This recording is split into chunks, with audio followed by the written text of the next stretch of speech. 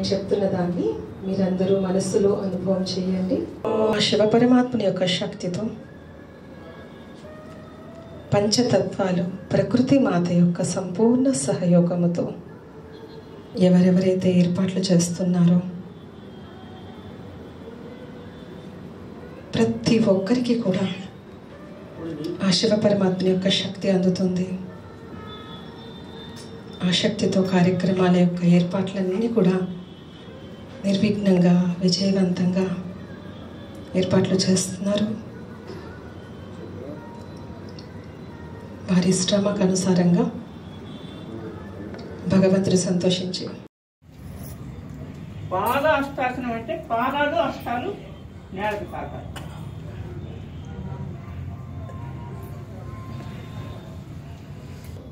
3, 4, 5, 6, 7, 8, 9, 10.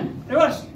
1, 2, 3, 4, 5, 6, 7, 8. తర్వాత శరీర ఆకృతి బాగుంటుంది. తర్వాత పాదం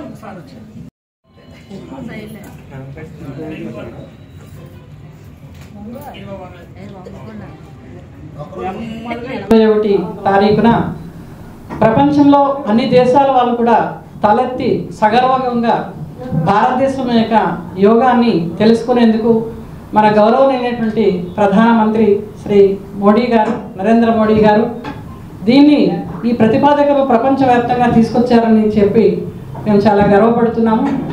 ముఖ్యంగా మన విశాఖపట్నంలో జరుగుతున్నటువంటి యోగాంధ్ర యోగ భారత్ ఇది ప్రపంచ గిన్నిస్ బుక్ రికార్డులో వెళ్ళే స్థాయిలో మన కర్తవ్యాన్ని అందరూ కూడా నిర్వహిస్తున్నారు. పెద్ద పెద్ద ఆఫీసర్లు, మంత్రివర్యులు వీళ్ళందరూ కూడా అందరూ తమ వంతుగా ఈ కార్యక్రమంలో చేయూతనిచ్చి ఈ కార్యక్రమాన్ని దిగ్విజయం చేస్తారని మనము ఆశిద్దాం కంపల్సరీగా.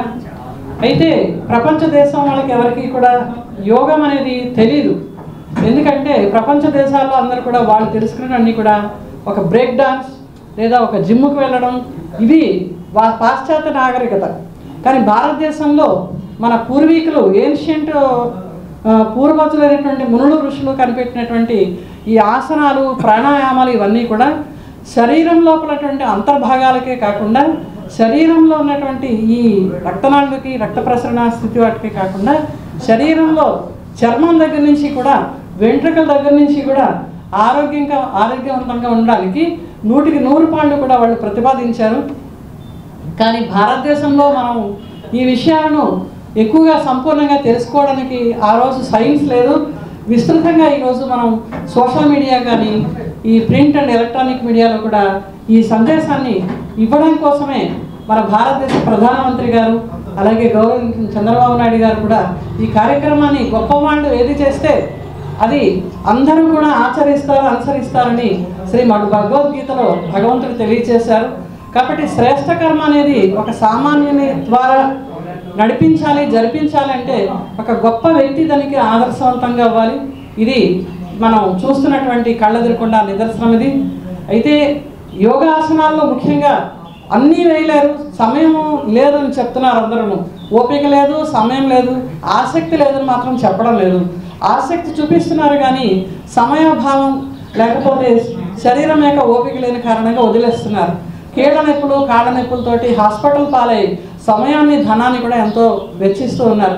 ఇటువంటి నేపథ్యంలో ఇంత విస్తృతంగా ఇంత ధనాన్ని ఖర్చు పెట్టి ఇంతమంది చేత ప్రయాసతోటి ఇన్ని రకాలుగా మన విశాఖ నగరంలో వరల్డ్ గిన్నిస్ బుక్ రికార్డులో వెళ్లేందుకు ఇంత పెద్ద విశ్వ ప్రయత్నం ఏదైతే చేస్తున్నారో ఈ ప్రయత్నము మన భారతదేశంలో ఉండే వాళ్ళందరికీ కూడా ఇంకా హాస్పిటల్స్ అలాంటివి చూడకుండా ఉండే విధంగా శారీరకమైనటువంటి వ్యాయామాలతోటే శరీరంలో రుగ్మతలన్నీ తొలగించుకునేందుకు చాలా మంచి అవగాహన అనేది ఇస్తూ ఉన్నారు.